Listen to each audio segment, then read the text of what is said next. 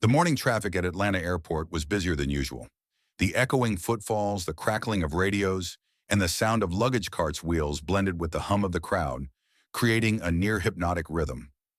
The fluorescent lights stubbornly dazzled from above, while the passengers waiting in line at the security checkpoint reflected a tense impatience on their faces. Some hadn't had their morning coffee, while others feared missing their flights. Amidst the chaos, Naomi Jefferson stood tall.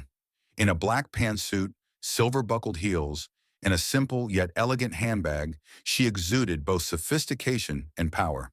Naomi's face was expressionless, but her eyes scanned every detail.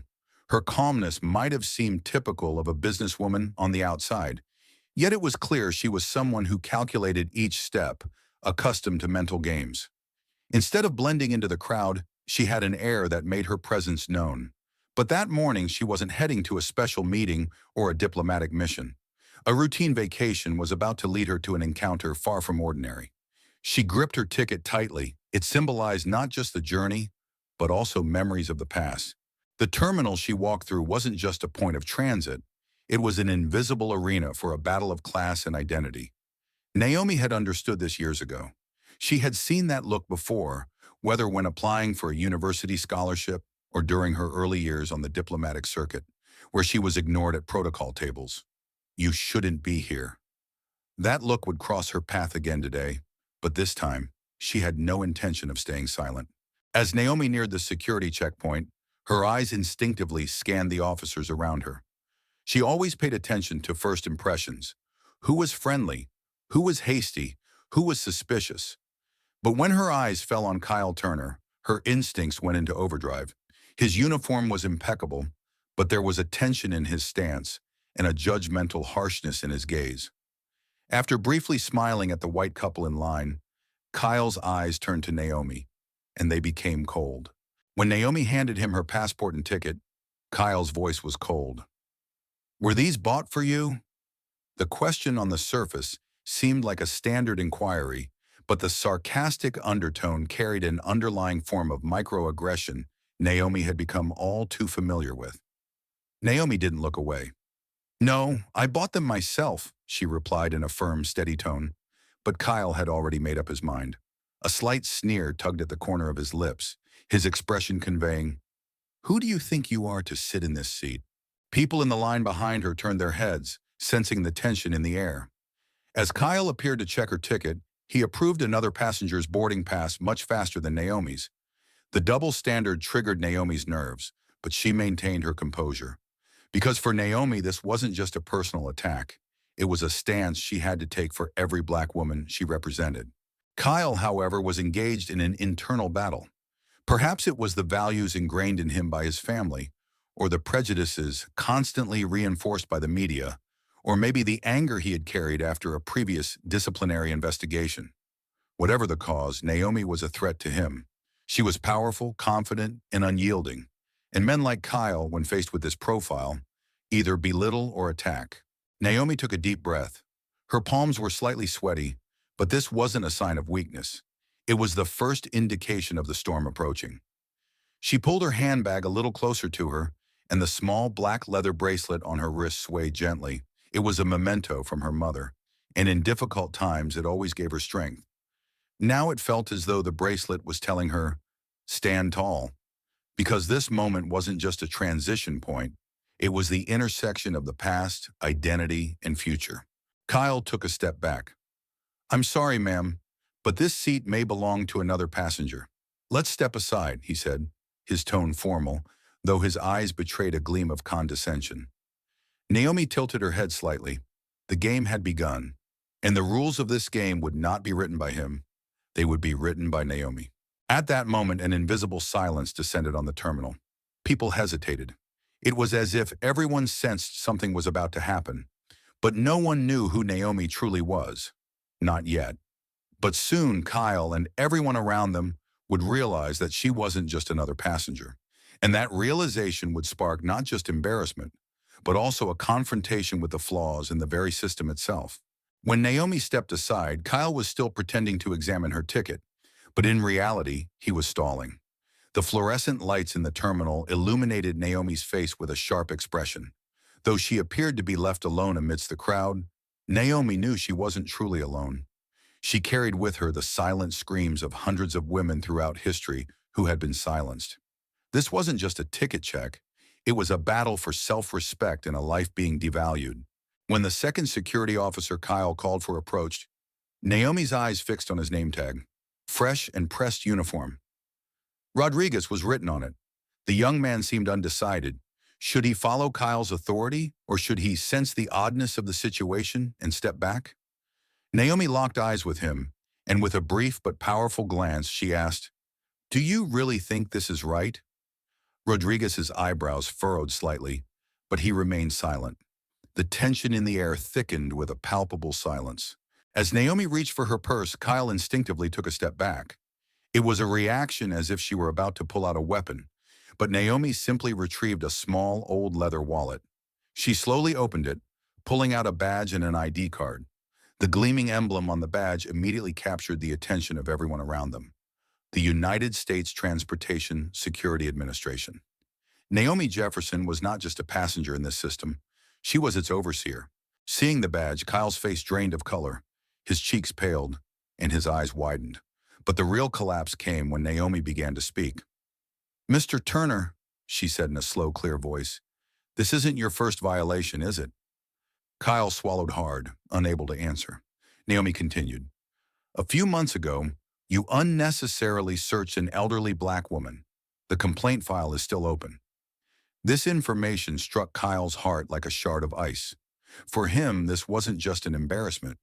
It was the collapse of his career. The crowd stood in silent witness. Naomi's voice sliced through the terminal's hum, reaching everyone. The stage now belonged to her. But Naomi wasn't shouting her anger. Instead, she spoke with an almost ceremonial calmness. That was far more devastating, because it's harder to defend against a woman's calmness than her fury. Kyle's eyes were on the floor. He had clasped his hands together, but the sweat seeping from his palms betrayed his nervousness. Naomi pulled out an old airline ticket from her purse, a yellowed, frayed piece of paper. "Do you recognize this ticket?" she asked. Kyle looked up, stunned. Naomi began to explain. 12 years ago, when I was going to my first job interview in this city, someone asked me right here in this terminal, 'What are you doing here?' Back then, I stayed silent. The ticket was now a symbol carrying the burden of the past. And now, that silence had returned to demand an accounting. Kyle tried to say something. "I'm just following the rules." His sentence choked in his throat. Naomi didn't interrupt him. She simply stepped closer, brought herself to his eye level, and whispered almost under her breath, "Sometimes, it's not the rules that matter, it's the judgments. And today, you've mistaken who will be judged." Those words shattered Kyle's entire defense. They weren't delivered in the official language of a police chief or a high-ranking executive, but in a tone that touched on humanity itself. Rodriguez interjected, "Ma'am, would you like to speak to our supervisor about this?" Naomi smiled. "No, we've spoken enough already, but I would like a copy of the report. This isn't just about you, it's also about who gets protected within this system." Then she turned to the surrounding passengers and said, "Aren't we all equal here?" A few people nodded, and a woman began to clap. Soon, a part of the terminal echoed with a quiet applause. In response to these reactions, Kyle shrank even further. The system he was supposed to protect as a security officer was now bearing witness against him. The badge Naomi had displayed wasn't just a title. It represented years of work, resistance, and intelligence. But more importantly, like the old airline ticket, it had made visible the unseen burdens she carried with her personal history. For Kyle, this moment wasn't just a professional mistake, it was a personal downfall. Naomi took a deep breath. She carefully placed the documents back into her purse. With a sideways glance at Kyle, she looked at him once more. But in her eyes there was no malice, only pity. Because Naomi understood, some people make these mistakes not just because they are bad, but because they are part of a system they never question. And this was why justice wasn't just about punishment, but about confrontation and awareness. Naomi had forced not just Kyle, but the system itself to look in the mirror. As Naomi moved through the crowd at the terminal, the noise in her mind faded. With each step away from Kyle, she felt a sense of inner calm. Her life had been filled with moments like these, but this time, she wasn't witnessing just the collapse of a system. She was witnessing the collapse of one of society's most fundamental structures. She took another step, and no one questioned her. Yes, Naomi was not alone this time.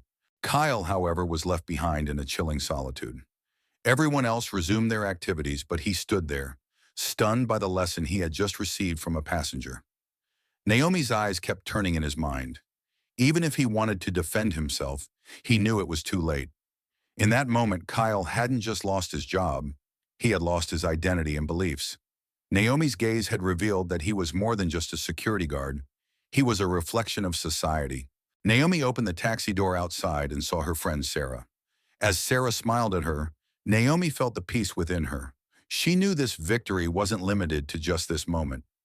Naomi's resistance against not only defending herself, but against an entire system was a small, yet meaningful victory. However, that victory was a striking result of a woman's years of suppressed anger and courage. "It's over," Sarah said, looking at Naomi. Naomi nodded. "No, not yet." As the taxi began to move, Naomi gazed out of the window, and once again, the words echoed in her mind. "No, not yet." This wasn't just about Kyle. It reminded her of the daily struggles against subtle, ingrained racism present in every layer of society. Over time, those small, hidden forms of racism would rise to the surface. The power behind the victory she had won today was a mixture of the anger from the past and the hopes for the future. Sarah noticed that Naomi had drifted into thought. "Do you want a bottle of water?" she asked. But Naomi remained silent, continuing to gaze outside. A thought flickered in her mind. Naomi had always taken a stand against injustice, but what she was feeling today was different. Today wasn't just the fight of one woman, it was the fight of a whole. Somewhere there was another person she wasn't even aware of who would be empowered by today's victory and would confront those injustices because of it. Hours later, when Naomi returned home, she still felt a sense of relief, but it was short-lived. She was caught between the complex emotions of anger and justice, because sometimes justice isn't about a woman's badge being stronger than a judge's ruling. It's about how that badge carries the weight of a personal history in a societal struggle. As Naomi closed the door behind her, she bowed her head. That old ticket, the reminder of the past that had burdened her for so long, wasn't the end of everything. Today, she realized it was the beginning. The internal struggle within Naomi continued. For her, this was not just a pause, but a moment of transformation. A spark of clarity appeared in her eyes. This was the moment when she truly understood what justice meant. Naomi had seen Kyle, not as a part of the system, but as a human being. She had realized that people carry more than just anger. This journey had become more than just an act of defiance. It had turned into a responsibility, a challenge, and a larger purpose. The next day, a wave of news spread with Naomi's name. The media celebrated her momentary heroism, but Naomi knew that her victory wasn't just over one man.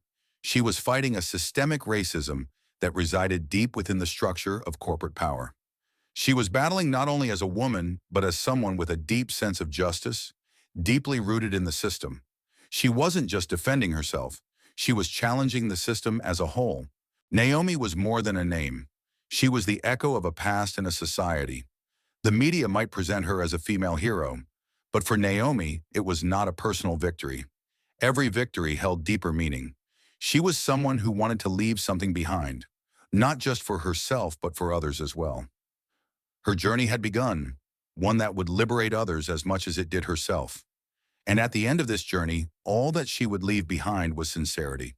Finally, Naomi called Sarah one morning while having breakfast. Her eyes were bright, and her voice was determined. "We need to awaken more people's awareness," she said. "This isn't just my fight, it's the responsibility of society as a whole." In that moment, Naomi had transformed every moment into an opportunity. It wasn't just a small victory, it was the beginning of a powerful change. But Naomi knew consciously that this change could only begin with her struggle and the awakening of every individual.